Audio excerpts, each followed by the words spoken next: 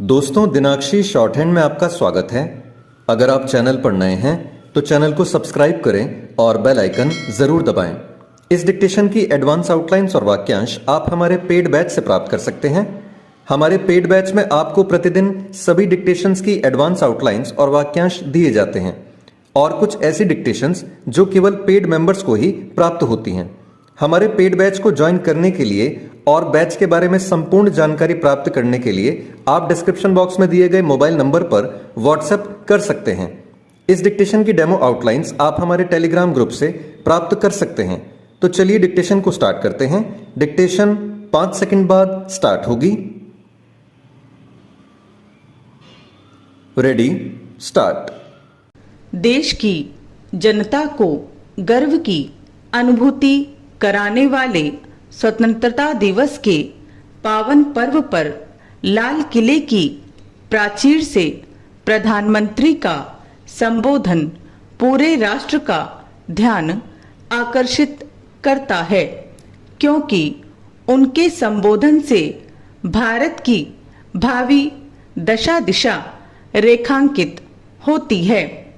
इस बार प्रधानमंत्री नरेंद्र मोदी के लाल किले से दिए जाने वाले भाषण को लेकर उत्सुकता इसलिए अधिक थी क्योंकि वह अपने दूसरे कार्यकाल में अंतिम बार राष्ट्र को संबोधित करने वाले थे।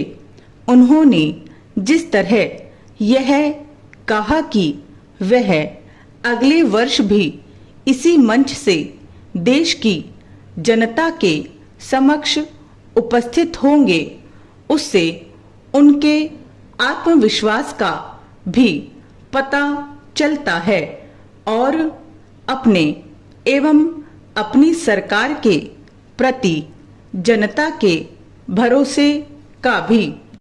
वास्तव में इस भरोसे ने ही प्रधानमंत्री को वह सामर्थ्य प्रदान की है जो देश को आगे ले जाने और इस क्रम में नए भारत का निर्माण करने में सहायक बनी है। संभवतः यही कारण रहा कि उन्होंने देश के लोगों को मेरे परिवारजन कहकर संबोधित किया। यह जनता से सीधे जुड़ाव का परिचायक भी है और राष्ट्र निर्माण में सबको साथ लेकर चलने की प्रतिबद्धता भी। प्रधानमंत्री ने अपने संबोधन में देश की जनता को न केवल प्रेरित किया बल्कि यह भरोसा भी दिलाया कि अनेक चुनौतियों के बावजूद भारत सही दिशा में आगे बढ़ रहा है और विकसित राष्ट्र का सपना साकार होने को है। उन्होंने देश के लोगों में विश्व मंगल का जो भाव जगाया वह भारत का मूल विचार है।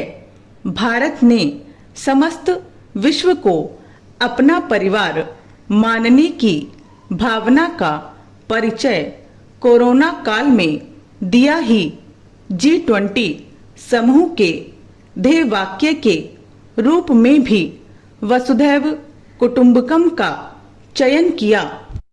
हम भारत के लोग विश्व मंगल की कामना की पूर्ति तभी अच्छे से कर सकते हैं जब पहले राष्ट्र मंगल की भावना से ओतप्रोत हों। यही भावना सबल, सक्षम और समरस राष्ट्र बनाएगी और विश्व में भारत का मान बढ़ाएगी।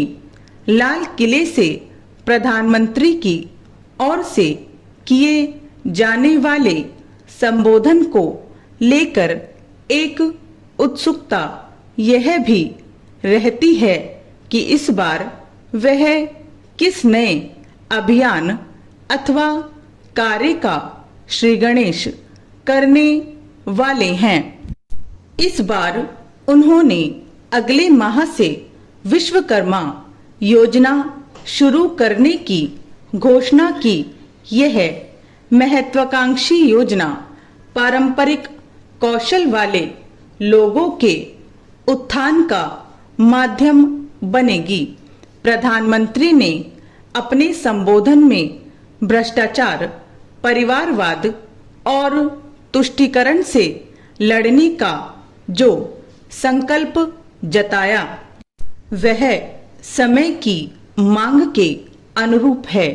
इससे कोई इनकार नहीं कर सकता कि भ्रष्टाचार, परिवारवाद और तुष्टीकरण सामाजिक न्याय के साथ साथ देश की प्रगति में भी बाधक बना हुआ है।